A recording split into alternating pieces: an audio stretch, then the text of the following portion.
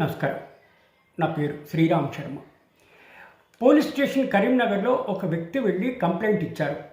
ఆ కంప్లైంట్ని తీసుకోకుండా నిరాకరిస్తే ఇక చేసేది లేక హైకోర్టులో రిట్ పిటిషన్ ఫైల్ చేశారు. నేను పోలీస్ స్టేషన్ కరీంనగర్కి వెళ్ళాను, కంప్లైంట్ ఇవ్వడానికి ప్రయత్నం చేశాను, తీసుకోలేదు. కాబట్టి నా కంప్లైంట్ని రిజిస్టర్ చేసి ఎంక్వైరీ చేసేటట్టుగా ఆదేశాలు ఇవ్వాలి అని రిట్ పిటిషన్ ఫైల్ చేస్తే తెలంగాణ హైకోర్టు ఇద్దరు జడ్జిల ధర్మాసనం చీఫ్ జస్టిస్ అలోక్ కార్దే, జస్టిస్ జె అనిల్ కుమార్తో కూడిన డివిజన్ బెంచి నోటీస్ ఆర్డర్ చేసింది.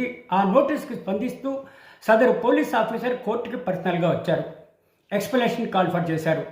ఎందుకు మీరు రియాక్ట్ కాలేదన్నారు. పోలీస్ స్టేషన్ అంటే రక్షక భటులు అని అర్థము.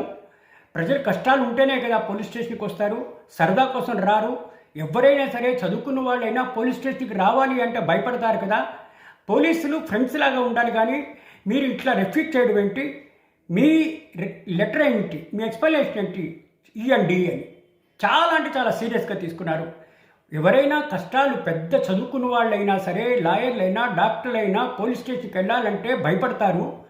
అట్లా భయం ఉండకుండా పోలీసులు కూడా ఒక ఫ్రెండ్స్ లాగా ఉండాలి, కష్టాలు పాలు పంచుకోవాలి.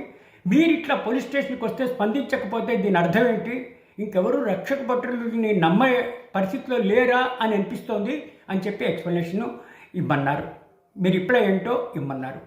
పోలీసులు కూడా స్పందించి ఇమీడియట్గా యాక్షన్ తీసుకుంటే ఇక్కడ దాకా వచ్చేది కాదు కదా అని వ్యాఖ్యానిస్తూ ఎక్స్ప్లెనేషన్ కాల్ఫర్ చేశారు.